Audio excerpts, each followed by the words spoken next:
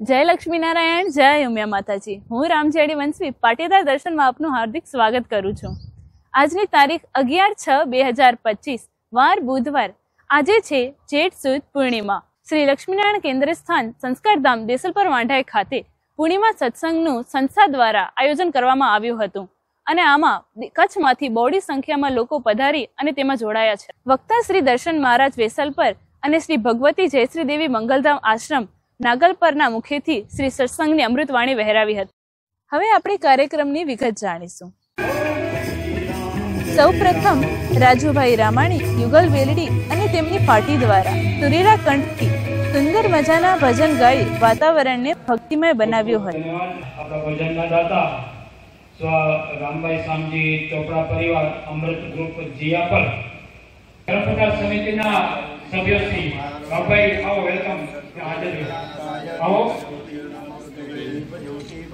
ત્યારબાદ પ્રમુખ મંત્રી, હોદ્દેદારો, વક્તાઓ અને ભોજનના મુખ્ય યજમાનના વર્ગે વરદ હસ્તે દીપ પ્રાગટ્ય અને ભગવાન શ્રી લક્ષ્મીનારાયણની આરતી ગાઈ કાર્યક્રમની શુભ શરૂઆત કરવામાં આવી હતી।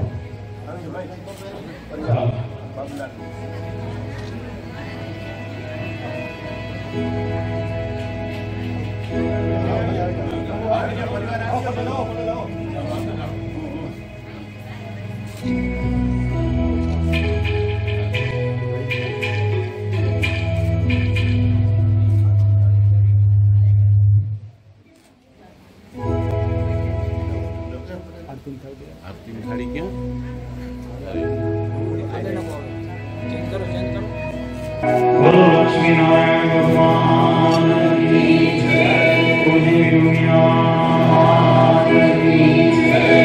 नारायण भगवान की सत्य सनातन धर्म की। ओम जय लक्ष्मी नारायण, ओम जय लक्ष्मी नारायण।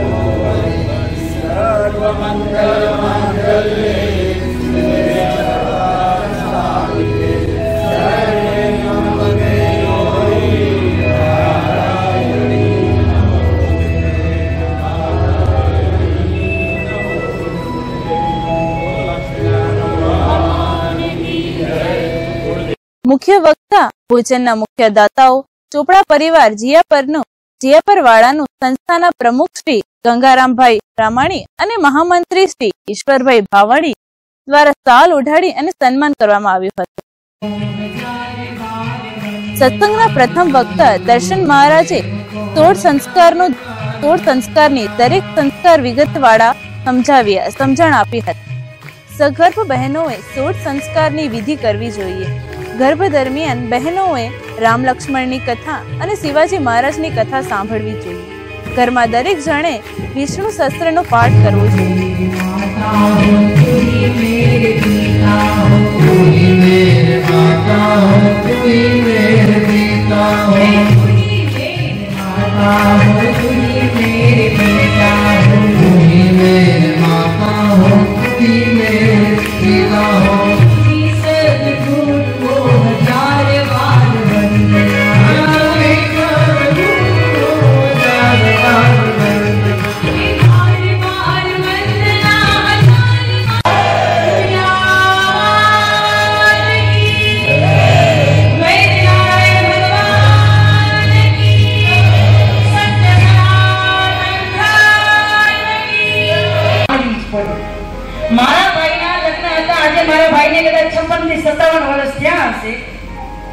ભાઈની ઉંમરને અને ભાઈના લગ્નને કદાચ 30 થી 35 વર્ષ ત્યાં હશે.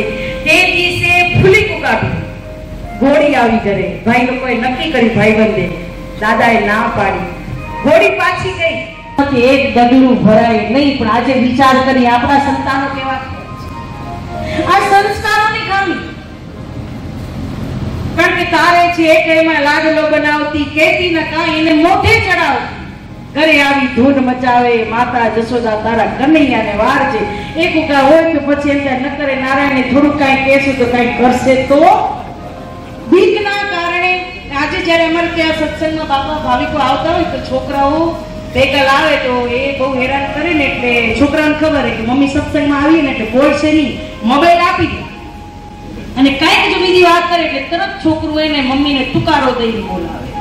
ના કહેવાના શબ્દથી. અરે વિચાર કરો બાળકને. સમાજની અંદર એક સંસ્કારો આપણે કે ખર્ચો થશે, અરે બીજા ખર્ચાઓ કંઈક કરીએ છીએ. જે જ્ઞાનને ટકાવવા માટે જે પાત્રની અંદર જે ભરવું છે, એ પાત્રતાને લાવવા માટે આપણા મૂળની અંદર ધર્મને રાખશું તો જ. ધર્મ રક્ષતી રક્ષિતા ધર્મ હંતી હંતા. પેલા વડીલો પાસે કદાચ આ જ્ઞાન ન હતું ને તો એની પાસે એના વિવેકનો, એના પાસે ધર્મની રક્ષા માટેના માવતરોની. મમ્મી તને ખબર ના પડે, મમ્મી તું આવી.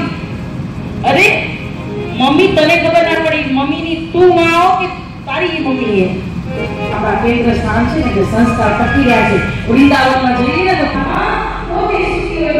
આપણને સુધાર્યો એ માન ઉતરે કે જે જન્મીએ પોતાની ન હોય કે આપણે જે સેવા છે ને તો મૂળમાં ભાઈઓના સંસ્કાર છે. બાબુ એને કેટલા વર્ષ સુધી જો આપે છે, પણ ખાલી ફોન તમે આવજો તોય આવી જશે. જોડા પહેરવા ઉભા નહીં રહી.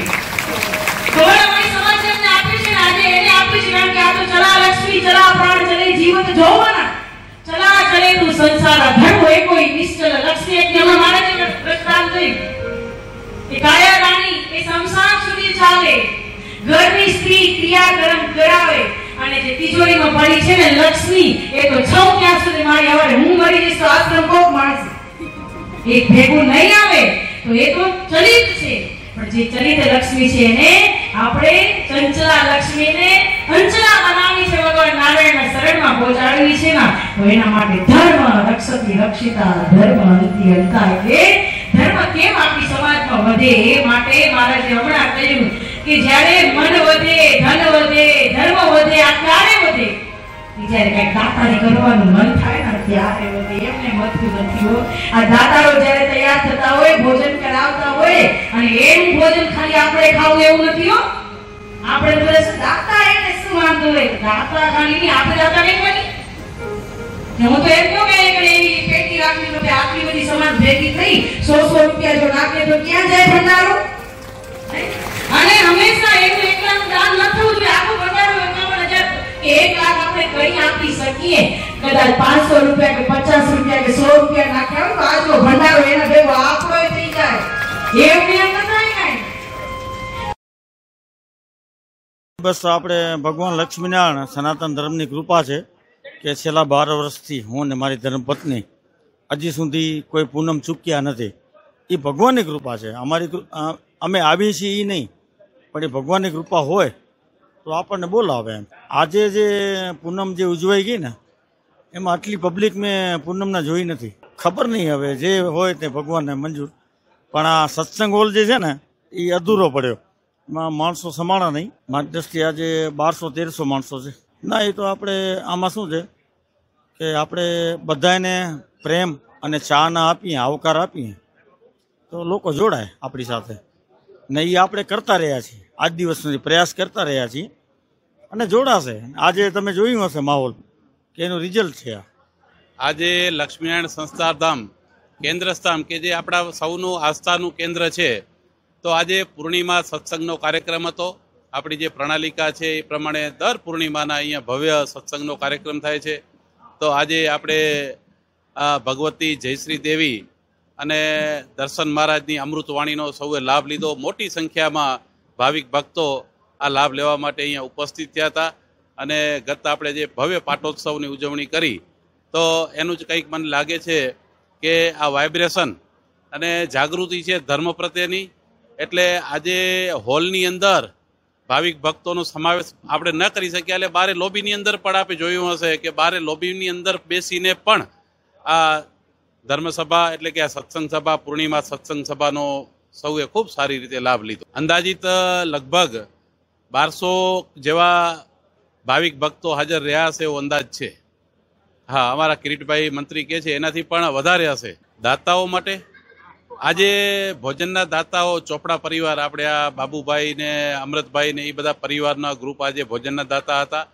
એમાં પૂર્ણિમા સત્સંગની અંદર ફક્ત આપણે 51,000 રૂપિયાની રાશિ રાખી અને ભોજન પ્રસાદના દાતા બની શકે છે. તો આપણી લગભગ 16 થી 17 પૂર્ણિમાઓ એડવાન્સ બુક થઈ ગઈ છે એના માટે પણ આપણે દાતાઓનો ખૂબ આભાર, ધન્યવાદ. જય લક્ષ્મીનારાયણ.